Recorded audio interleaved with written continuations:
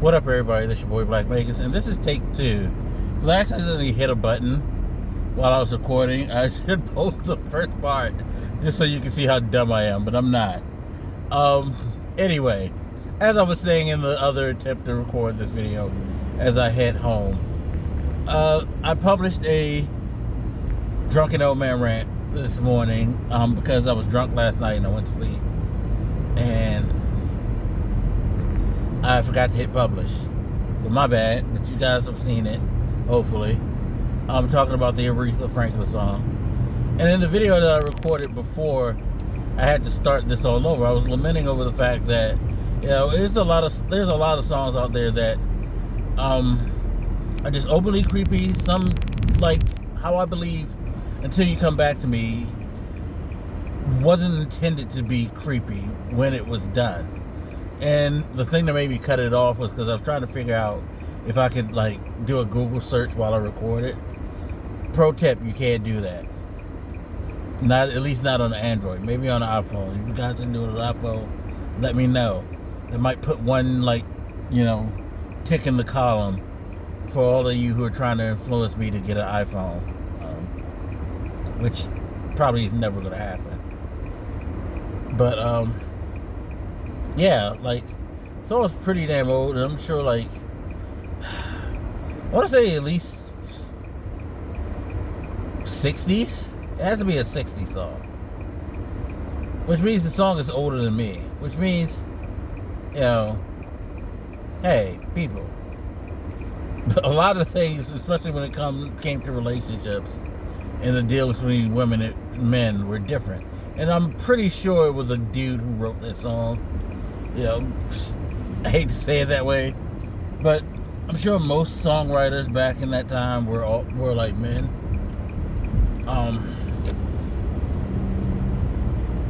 I can't think of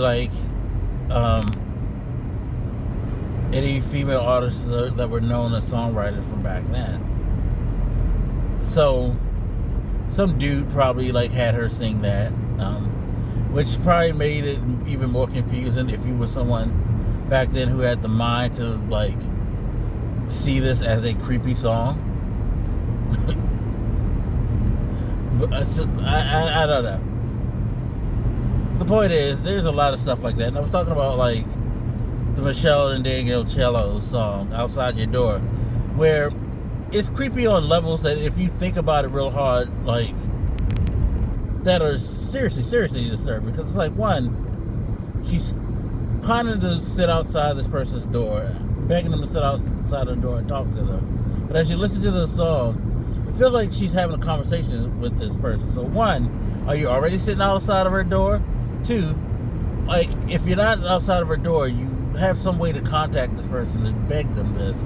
So and I can't imagine that if you're the type of person who's begging to sit outside someone's door, they're not trying to give you their number. So how'd you get their number? Or how do you know where they live? Because I gotta think, if you acting like that in this song, your first meet up with this person, running with this person, couldn't have been all that favorable to them, and they should be questioning your sanity and should be calling the cops on you. But it's stuff like that, and it's if you listen to lyrics, there's just things, Cisco talking about if I grab the back of your neck, and shit like that. This is do you have to grab the back of her neck to get her attention, bro? Is that how you what? It's just random things like that you hear in songs. You just now I think it's more noticeable because of the times we're in, where everything is more noticeable. I was having a conversation with Cardiac about that whole Super Bowl thing where that streaker came in, where the announcer was screaming, "Be a man," put on some pants like a grown man or some shit like that, and he had commented, I see people commented, it was wow, that's toxic masculinity. And I was I don't think he was trying to be a toxic male. He was just berating this clown for doing stupid shit.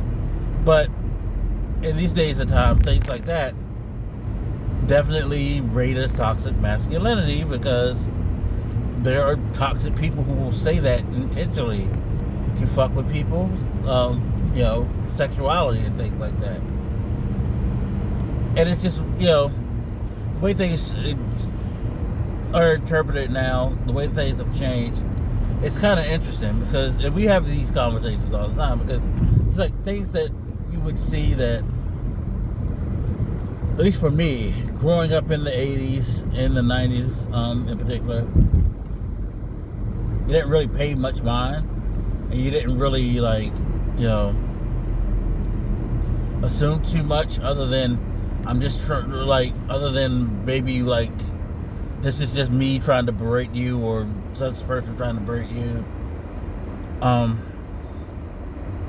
and not beyond the scope of how it affects other people, or how it can be translated by other people.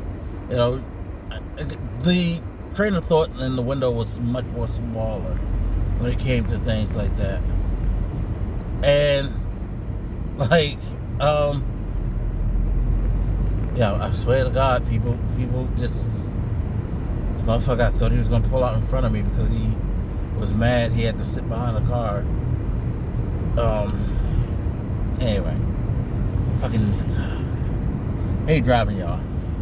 So it's funny that I picked doing something that entails a lot of driving. This is the thing I hate the most. Anyway, but yeah, just the way that things change, you just it's funny, because being in my 40s, it makes me feel weird sometimes, because there's a lot of music out there that I really, really like, that,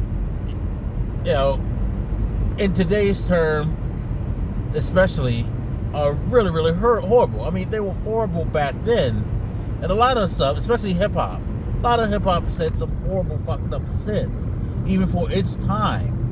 And now it's just like, good Lord, what the hell? But you, like Old Dirty Bastard. Old Dirty Bastard, God rest his soul. That man had some super duper fucked up lyrics. Oh man. But we loved Old Dirty Bastard's music. So it just makes you, like I was saying in reference to the Aretha Franklin song, it's like, does this mean that I'm that fucked up person? Even though I've never done anything like that in my life, am I that fucked up person? And you were so pressed to get in front of me to sit at the red light. Smart of you. You ain't going nowhere. Now sit there like a dummy for getting 5 feet. Fucking hate driving, I swear. Motherfuckers act like you ain't going nowhere important. I know. And if it was that important, you would have left earlier. And now you're going to pull out in front of traffic and risk other people's lives. Good on you. Jesus. People, I swear. Don't like them. Now I got to figure out what I want to eat. I've been sitting here rambling with you guys. I don't know what the fuck I'm going to eat. I swear. I think I do know what I'm going to get to eat, though. But yeah, it's just, it's interesting. It is very, very interesting, the way that things tend to break down, and how we look at stuff as we go on. It's how, you're looking back, it's like, damn, it was good music, but yeah. And maybe it's if we didn't accept that stuff as much, or paid a little bit more attention, maybe some of the fucked up things that have come about in society wouldn't be. Who knows? When you get older, you start to think about all types of shit like that, and you do think about what you could have done to make the world better that you didn't realize that you were fucking up at the time. But that's just me. My mind goes all over the place anyway. That's why I do these blogs. My mind be everywhere and just be thinking about all types of shit, to which you guys are the benefactors of. So you're welcome. Anyway, I'm gonna go figure out food. And then I am going to go home and chill. Actually, I got to record podcast tonight because we didn't record the other night because I was feeling so like fucked up and not feeling the best right now. But yeah, we can record. There's a lot going on and a lot of stuff that I need to gripe about as the old man that I am. So that being said, feel free to hit me up. Let me know what you think, and I'll holler at you later. It's your boy Black Makers, and I'm out. Deuces.